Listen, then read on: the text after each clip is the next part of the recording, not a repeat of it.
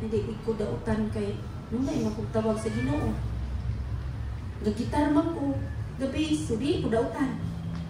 No, kanunay tang nakasala. Sa mata pa lang nimo naglantaw dili na ako nagsulti. Nakahuna-una kang di mayo, nakasala na ka. O nangayipalugit na itong mata para mabuta ta, para di ta kasala. Sa imo pa pagpangdungog, yan dili maoy mo na dungog, nakasala na ka. So muna nagiginang lantang magpahugas. Paano ka hugasan? Kung di ka mo duol sa Ginoo.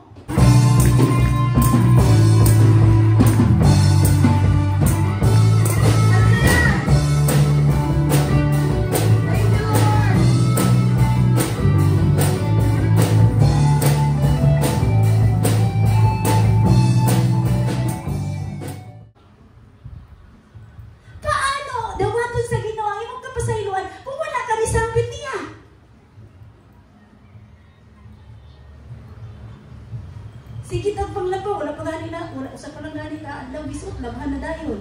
Ito kay limpyo, pero sa spiritual, wala tay action. Pero sa ato ang balay. Bisag ang kurtina, pilang lang kabunan, kwaon na kay ang nga limpyo dyan, nayon ako pa bisita. Ang pinaka, sige panghugas, sige hugas, ayun pag sabon, nga bako nagigikaon sa baba at kutsara, ayun pag yung sabon. Sa dili pa na nimo sabunan, kay ito gyapon mo gamit ana, okay ra. Ang importante, ang imo ang espirituhan yung giunsa nimo pag-asikaso.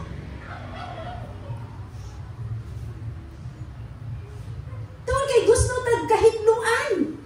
Not in physical, but in spiritual.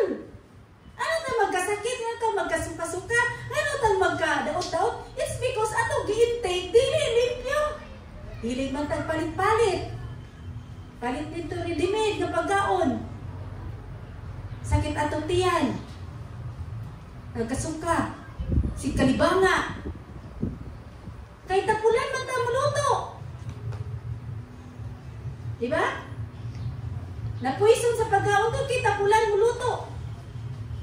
Mao pud na nga tapulan pud ta mo-meditate sa pulong sa Ginoo. Gusto ra ta maminaw sa wali.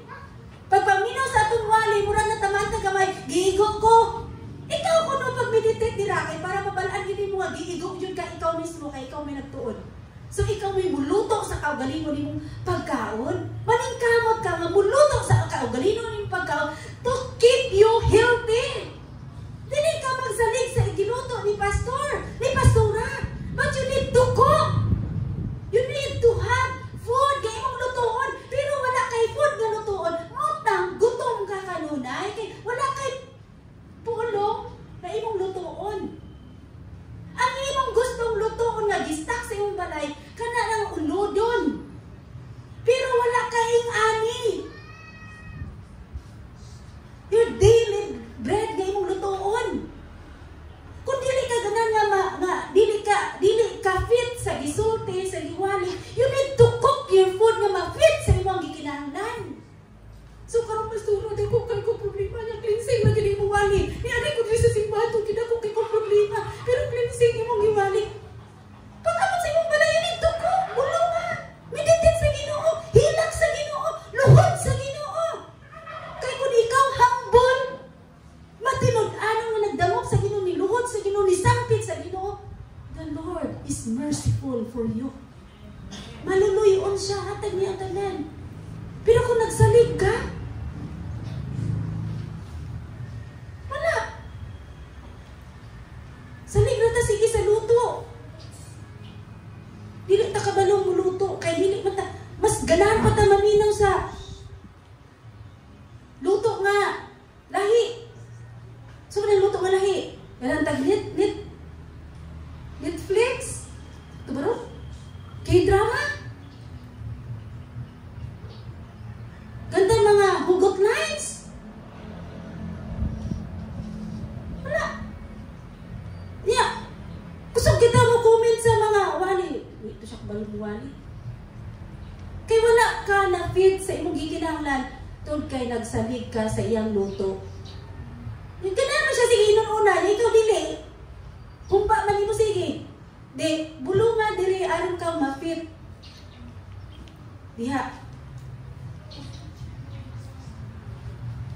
Ingon si Lord, this is my daily bread. O dili mabuhi ang tao sa pan lamang. So, pili ta walay kaon, Domingo. Gikan buntag mudto gabi dili ta mamatay. Pili ta dili mo kaon tungod kay kani imong spiritual nga bread. Kung makalangay nimo ang pagsimba sa buntag tong ginaghikay ayaw hikay. Ari na ka diri dayon. Pero sa iyong kung dili ka maghikaw, ayaw pagbutang yung mga puno di maayo sa imong ulo. Kaya di ka kung ka makaari sa church kay imo man pang-awayon ng mga tao nga dili mo hikay, but para ka mo lakaw. Sa to pa, kinahanglan na mo kag malumanay nga. Dili mo ko ganan nga malit sa pagsimba. So kamuray luto na dinuri ha.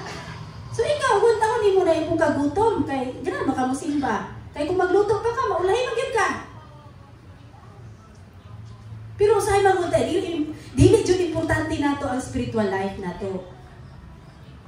Kay ganan jud tag physical nga, bahala, sige kita kaon ganan jud ta ana. Bahala malit, basta kay nakakaon. Di ba? Pero mga igsoon ato jud hinumduman. Nagikinahanglan jud pangayoon nato. Ningon diya sa 1 John chapter 1 verse 9, if we confess our sins, He is faithful and just to forgive us our sins.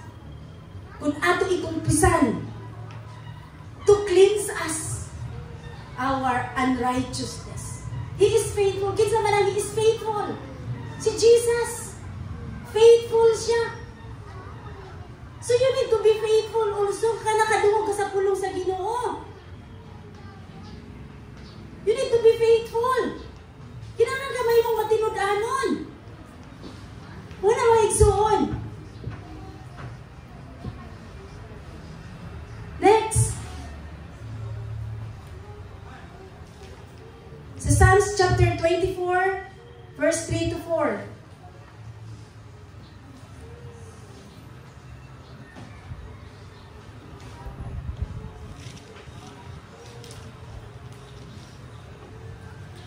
Three to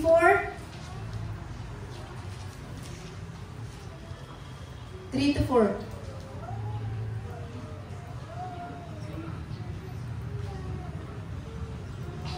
Chapter 24 verse 4. Siya nga maayong binuhatan ug putli una-una, siya nga wala magsimbag Dios-Dios ug dili manumpag bakat. 5. Panalanginan siya sa Ginoo, ilhon siya nga dili sad-an sa Dios nga iyang manluluwas nan. Kung putli ang atong una-una, kung limpyo ang ato ang mind, pure ang atong heart, dili ta makapanumpa og baka. Dili ta maka-witness sa dili maayo. Tun kay pure atong heart. Sa to pa, dili ta makig-abin sa usa ka tawo nga gusto siya nga mo witness kag baka. Because pure imong heart, kung dili mo pure imong heart, mingon ka nga, sige na, ako sinusay. Kanagin ka. Pero kay pure imong heart, you need to stand with Jesus. Dili ka mo stand sa dili maayo. Pure imong heart. Kinsa nagpa-pure sa imong heart? Si Jesus, because Jesus pure ka iyang heart. Walay kunot, buling ug bantsa. Walang bisag batuon siya unsa nga mga pulong, dili siya motubag. Tungod kay pure ang iyang heart mga igsuon. Mao puna sa ato ang pagkinabuhi sa kanunay. Sa to pa, ang pulong sa Ginoo mo process diri una sa atong kasing-kasing aron mahimong limpyo ang atong kasing-kasing ug huna-huna. Kay kung hugaw gani atong una-una ug kasing-kasing, tibuok na tong pagkinabuhi, regret jud ta. Manuman. Dili man maayo ang tanan natong mabuhat. Di ba ang hugaw dili maayo? Di ba ang ngit-ngit dili na siya maayo? Tungod kay ang ngit-ngit dapat kahayag, ang hugaw dapat limpyo. So asa man ta, di dapat ta sa side ni Jesus. Jesus is the light, so you must be a light. Jesus is the Prince of Peace. So dapat ikaw, mahimo kang mugama sa kalinaw. Dili ka ikaw mugama sa kagubot.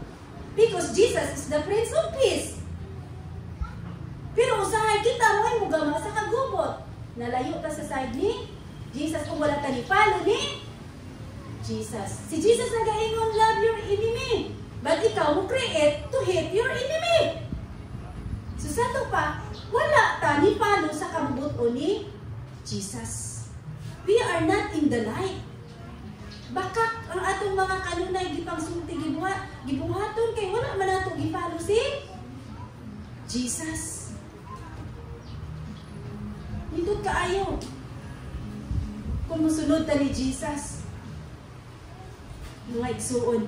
So dapat ang pulong sa Ginoo asa mapunta kanunay, mabutang jud sa kasing-kasing og una-una, idugdog yun nato dito sa itong kasing-kasing. Kung dili siya mabutang, langkata itong tanang lama dito. How asa to siya? How asa? Kulita, higit maayo itong kunot, buling uban siya. Aron mahilo.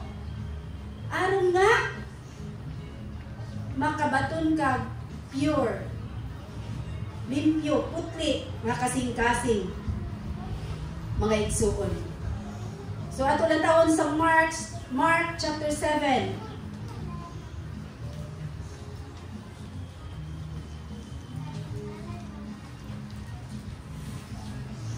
Chapter 7 verse 18 to 19.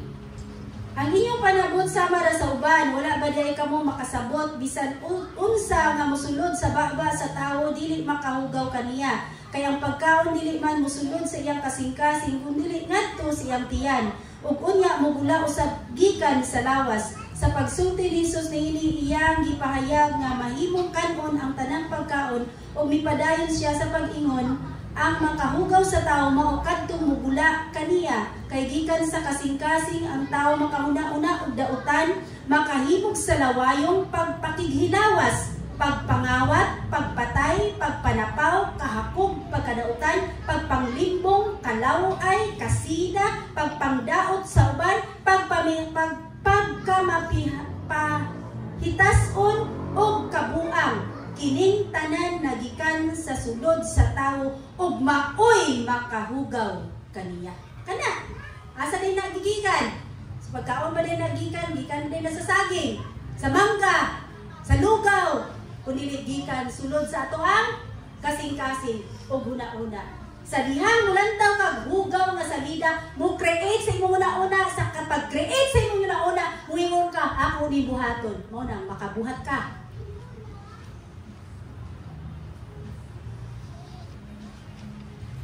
So, grabe, titingdagana. Pagka mapahitason, hinumduman na guna nato. Bulahan jud ang mama paubsanon, paala pa sa imong mabatunan.